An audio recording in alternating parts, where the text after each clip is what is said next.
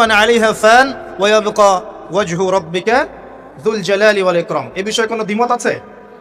এরপরে আল্লাহ পাক সৃষ্টি করেছেন আরশে আজিম। কি সৃষ্টি করেছেন? বিশাল আরশ, যার ছায়ায় আল্লাহ পাক কিয়ামতের মাঠে 7 শ্রেণীর মানুষকে ছায়া দিবেন। 7 শ্রেণী: 1, ন্যায়পরায়ণ বাদশা, যেটা এই বিশ্বে খুঁজে পাওয়াটা পূর্ণিমার চাঁদের মতো। 2, সেই যুবক যে তার পুরো যৌবনকাল আল্লাহর পথে ব্যয় করেছে।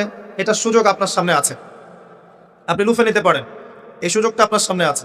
3, ওই ব্যক্তি যার কলব বা অন্তর মসজিদের সাথে ঝুলন্ত থাকে, টিকটকের সাথে নয়, মসজিদের সাথে ঝুলন্ত থাকে। এখনকার যুব সমাজের অন্তর অনলাইনে ঝুলন্ত থাকে, দেখবেন।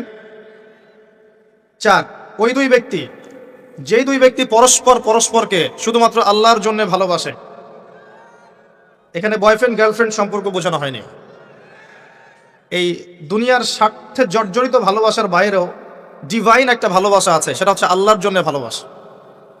আর যখন আপনি কাউকে আল্লাহর জন্য ভালোবাসবেন, তখন আপনি কষ্ট পাবেন না ইনশাআল্লাহ। যখন আপনি ভালোবাসার মানুষের কাছে কিছু প্রত্যাশা করবেন, তখন আপনি কষ্ট পাবেন পদে পদে। আল্লাহর জন্য ভালোবাসেন মানুষকে, আপনি কষ্ট পাবেন না ইনশাআল্লাহ। দুই ব্যক্তি যারা পরস্পরকে আল্লাহর জন্য ভালোবাসে, আরো সে ছায়া ছায়া পাবে। 5, ওই যুবক যাকে কোনো সুন্দরী নারী আহ্বান করেছে জেনার জন্য, কিন্তু সেই যুবক বলেছে আমি আল্লাহকে ভয় করি, যেটা এই জেনারেশনের মধ্যে খুঁজে পাওয়া দুষ্কর। বরং তারা উল্টা প্রত্যাশায় থাকে যে কখন কোনো মেয়ে আমাকে প্রপোজ করবে। তারা ইউসুফ নয় আলাইহিস সালাম। 6, ওই ব্যক্তি যার ডান হাত কি দান করছে বাম হাত খবর রাখে না। ডান হাত কি দান করছে বাম হাত খবর রাখে না। আমাদের মতো নয় যে অল্প কিছু দান করেই দানবীর টাইটেল লাগিয়ে মানুষের দুয়ারে দুয়ারে যাচ্ছি সাপোর্টের জন্য, এমন নয়। 7, ওই ব্যক্তি যে নীরবে নিভৃতে আল্লাহর কথা স্মরণ করে এবং আল্লাহর কথা স্মরণ করতে করতে তার চোখ দিয়ে অশ্রু প্রবাহিত হয়। এই 7 শ্রেণীর মানুষকে আল্লাহ রাব্বুল আলামিন তার ওই আরশের ছায়ায় কিয়ামতের মাঠে ছায়া দিবেন ইনশাআল্লাহ তাআলা। আমরা কি এই ছায়াটা পেতে চাই? অপশন আমাদের সামনে খোলা আছে।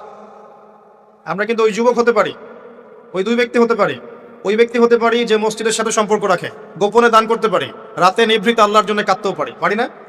সব সুযোগ আমাদের সামনে আছে। আল্লাহ চাইলে আপনি ন্যায়পরায়ণ বাদশাও হতে পারবেন ইনশাআল্লাহ, যদি আল্লাহ আপনার তাকদিরে লিখে রাখেন। এটাও সম্ভব।